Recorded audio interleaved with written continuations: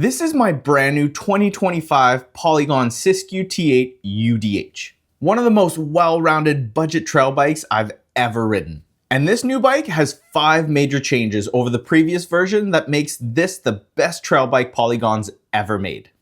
So far. Today I'm going to tell you all about this new bike and the way I have mine set up. Then I'm taking it out for a shakedown ride to see if it's as good as they promise. Let's start in the woods. Okay, first ride on the brand new Siskiu T8 UDH. So there's 5 major changes to the new Siskiu this year that I kind of want to let you guys know about. Full disclaimer, you guys know I'm an ambassador for Polygon bikes. So I got the bike this year as a frame only, plus a few parts. And I kind of built up the bike the way I want to ride it. So why don't we start the video by doing a quick little bike check. I'll see you guys in a bit. So the new bike comes in 3 different models, and each model has a few color choices as well. They might add a few more models to the mix like they did with the T9 last year, but time will tell. The lineup starts with the T6 at $15.99. It has a solid air suspension setup with the RockShox fork and base Shimano components. The T7 bumps up the spec with the Recon fork, Deluxe Select Plus shock, and 12-speed Shimano DOR drivetrain for only $200 more. Mine's the T8, and it comes with a Fox 34, Fox DPS shock, and a full SLX drivetrain for $21.99. As you guys know, I'm a big ambassador for Polygon and their bikes, as I love what they stand for. Bringing high-quality bikes to the masses for a stupid low price. I got the bike as a frame only, plus a few parts from Polygon this year. So I was able to really set this up the way I wanted it. Starting with the wheels, these are the Noble TR37s. As a Canadian rider, I'm stoked to have support from Noble wheels. They're the best feeling, fastest rolling, and strongest wheels I've ever ridden, and I have them on all my bikes. The big plus side with these wheels is that they're the last wheels you'll ever buy with their lifetime warranty and free tune-ups. These wheels are laced to a pair of Industry 9 Hydras for instant engagement, and I wrap them in the same 2.4-inch wide Maxxis dissector the stock bike will come with. For brakes, I just went with my favorites. The TRP DHR Evos in silver to match the frame and some of the accents of the build. Those bite onto some 2.3mm thick, 203mm diameter TRP rotors. Maybe a little overkill for a light trail bike, but who ever complained about too much braking power? Am I right? The drivetrain's all Shimano SLX, no need for change here either. Well, actually just one thing. I swapped out the 32-tooth chainring with a 28-tooth so I can climb a little bit easier. Oh, and I replaced the KMC chain the bike comes with the Shimano Hyperglide. I just find that this combo shifts way better, and there's even less resistance when the drivetrain rotates. The shifting's now even more crisp and accurate, and all the components are light, so nothing to complain about here. For suspension, I took the Fox 36 Elite from my old T9 and slapped it on there. I find that the stiffer fork suits me a bit better as a rider around 190 pounds, and the extra 10mm travel never hurt anyone. Out back, I kept the stock shock. This little DPS puts in work and keeps the overall build super light. The pedals are a set of silver Raceface Atlas flats to match the silver Atlas 35mm stem. For bars, you guessed it. A set of 35mm Rise 1-Up carbon bars on there to finish off the build with this new stock grips. Visually, I really like how this build turned out. But looks don't mean shit if the bike isn't fun to ride. To me, a trail bike should be good at 4 simple things. It must be light and nimble on the climbs. It's gotta be playful and easy to corner. It should be able to track the ground and stay glued to the trail when it gets rough. And finally, it should be easy to jump. I don't want a bike that kicks you weird off the lips. I just want a bike that has a nice smooth takeoff and remains stable and composed in the air. So let's go back to the trails to see how the new bike rides, and I'll show you the 5 main changes they've made to the bike this year. What do you guys think of the build? Pretty sick looking, huh? So the first main change that they've done to the T8, or any of the T-Series bikes this year, is the geometry. Now, before you guys go and think, oh man, there you go again. You know, another brand trying to be progressive and, you know, mess up the geometry. The Siskiu is already super good and very capable as is. But the only thing, the main thing that I think they did this year was they slackened the head tube about 0.5 degrees and they've steepened the seat tube 0.5 degrees. Now that just puts you a little bit higher up over the pedals for climbing, and it puts the front wheel a little bit further out ahead of you for descending, giving you that super confidence when the trails get steep. Now, I don't know all the numbers. I'll put them up on screen right now for reference. I'm riding medium and I'm 5'9". It fits me just right. And with the way I've got the bike built right now, I'll show you guys the weight. This is with pedals and everything as you see it. Well, I think I omitted the water bottle, but that's fair. Okay, let's see how it does on some steep techie climbs. I'm just paying attention to how the back tracks the ground, and no slippage yet. This is awesome. These tires are actually really good. Let's take the hard way there. Easy. Very, very nice. So first climb's almost done. I can happily report that this Siskiu is just as good a climber, if not better, than the previous version. It's light, agile. The big 29-inch wheels just roll over everything. There's just nothing that hangs it up. When you want to put the power down, you can. Extra steep seat angle puts you right above the seat, puts you right above the pedals. Put the power down. There's just no problems climbing this bike. And the added weight savings with the lighter wheels, lighter tire choice is definitely another win in my book. Okay, so we know the bike can climb well. Next on my list is going to be agility in the corners. I'm going to focus on what the bike feels like in the berms. It's, you know, a full 29er.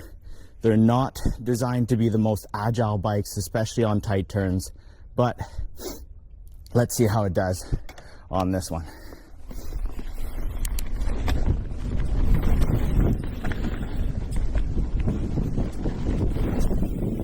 Oh, yeah.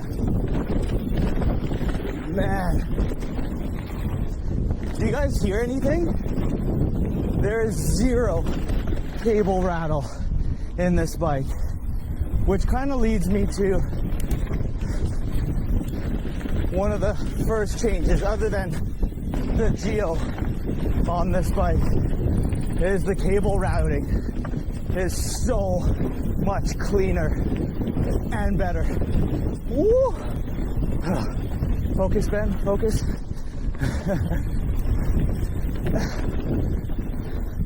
Oh yeah. There's nice small cable routing, makes it super tight. The cables don't rattle back and forth and slam into the frame. Just so clean. Yeah. Oh, this bike rips, man. So light, so accurate, and unbelievably quiet.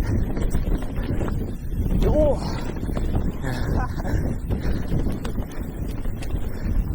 I think the big reason for it is that you don't get the big sluggish tires anymore.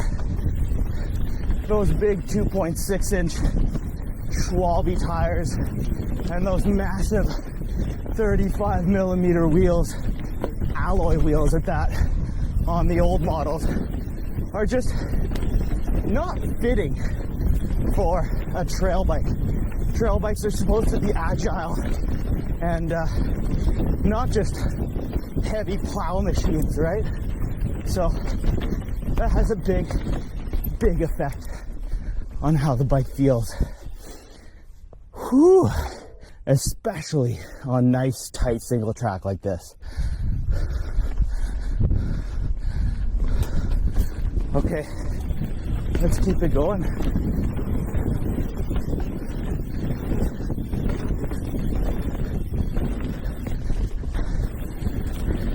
You know, this might be one of the first times in a while where I've just dialed the suspension right off the bat. The back feels like it's tracking every bump, and the front is just glued to the ground as well. But it's got a lot of support. I mean, how can it not? I put 4 tokens in that bitch. Woo! Nice. All right, round 1 done. Let's go back up. Okay, let's take a look at our suspension. So it looks like the 4 tokens are holding me from bottoming the fork out. That's perfect. And out back, it's the same thing. The ring does go all the way to the edge of the stanchion here, so I'm not bottoming out the rear shock as well. For this climb, let's take the road. So I'm just gonna lock out the shock and throw it in the granny gear, just grind my way to the top. I'll see you guys there. I don't know about you guys, but for me, the climbing trails is where it's at. At least you got some ups, some downs, some flats. They're a little steeper in sections, but it's so much nicer being able to give your legs a break once in a while. This sustained climb that just kicks your ass. Luckily, this little 28 tooth helps me just grind up the hill. Oh man. Oh, climbing still sucks. No matter how good the bike is at climbing, climbing still sucks. So what I'm gonna focus on this time around, again, I'm gonna keep an eye on my travel, make sure I'm not blowing through all that.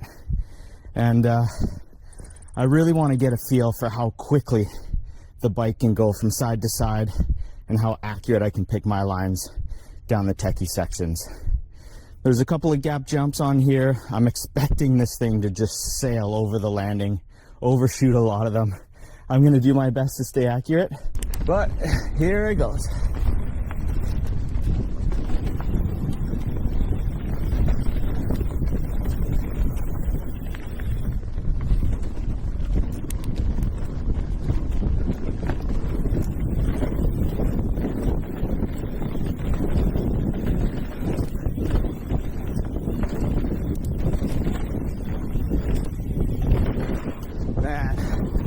I just can't get over how quiet this bike is. Oh. And how fast.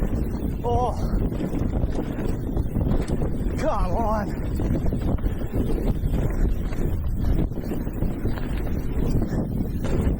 Oh, new work. Oh.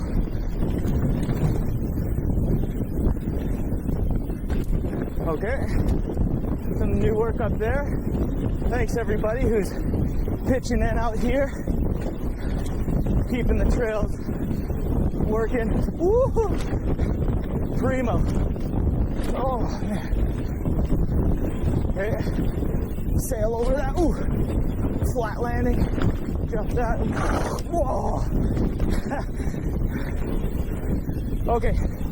Might be premature, but I think this is the best Siskiu I've ever ridden, and I've ridden a few. Look at how easy I can just pump through here when I need to pick up. Ooh, over clear a little bit, get wild, get back on track. Easy. Whoa.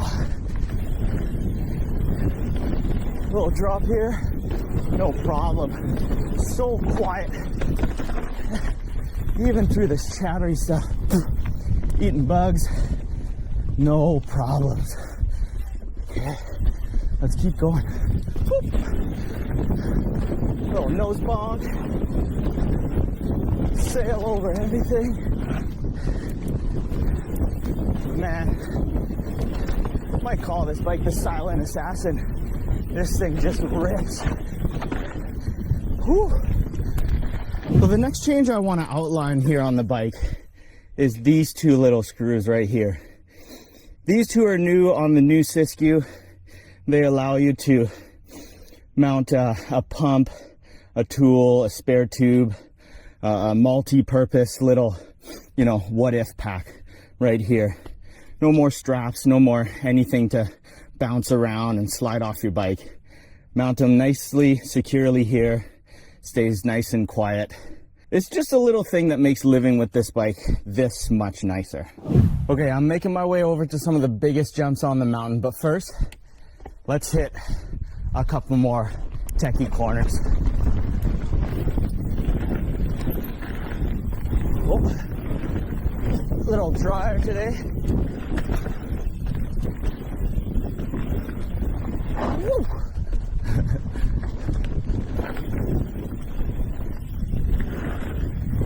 Man, these tires just hook up so well.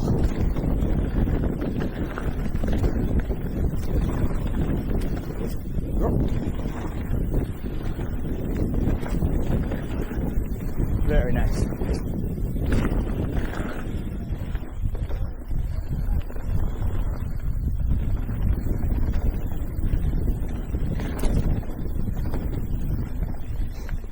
Okay, here we are. I should probably show you guys one cool thing about the new bike, and it's back here. The new bikes have a UDH. This means a lot. One, you're not going to have to carry a bunch of different derailleur hangers if you've got different bikes.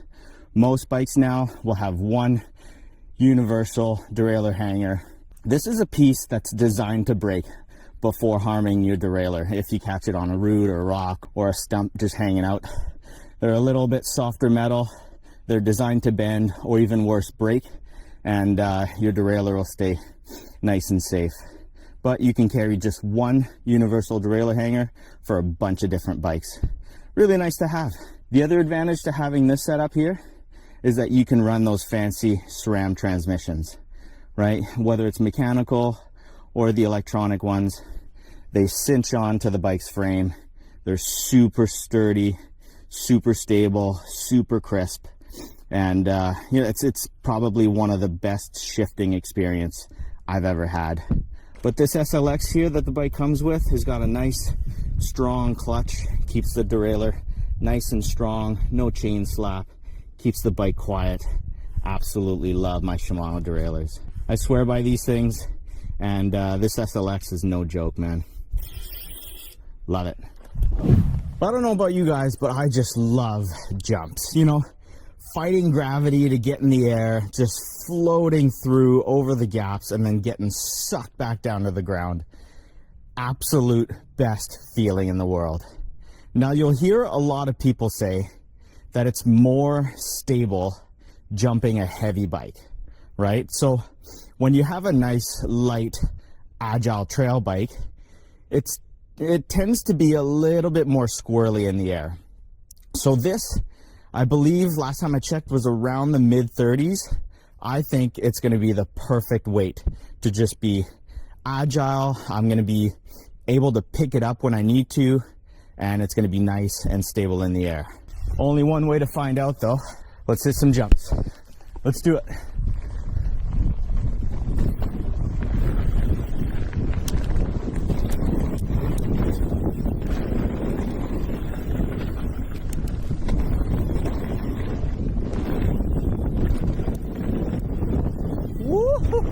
Just floating. Oh yeah. Come on. Yeah. Nice little transfer. Beautiful. Easy. Little step down. Oh, look at this nice new work. Stay on. Oh. Oh, that's much bigger.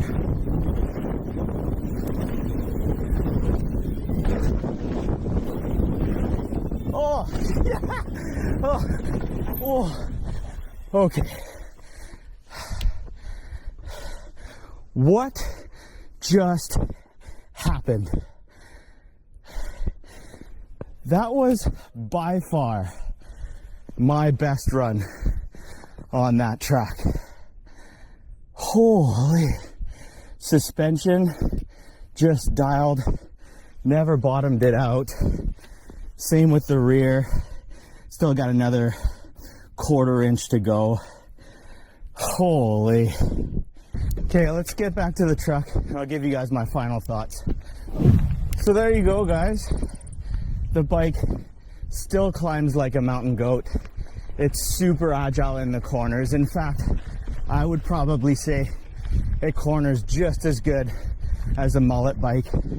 These short little chain stays here make the bike super, super agile, even in the tight corners. On the techie trails, it's accurate, it's fast, it's agile.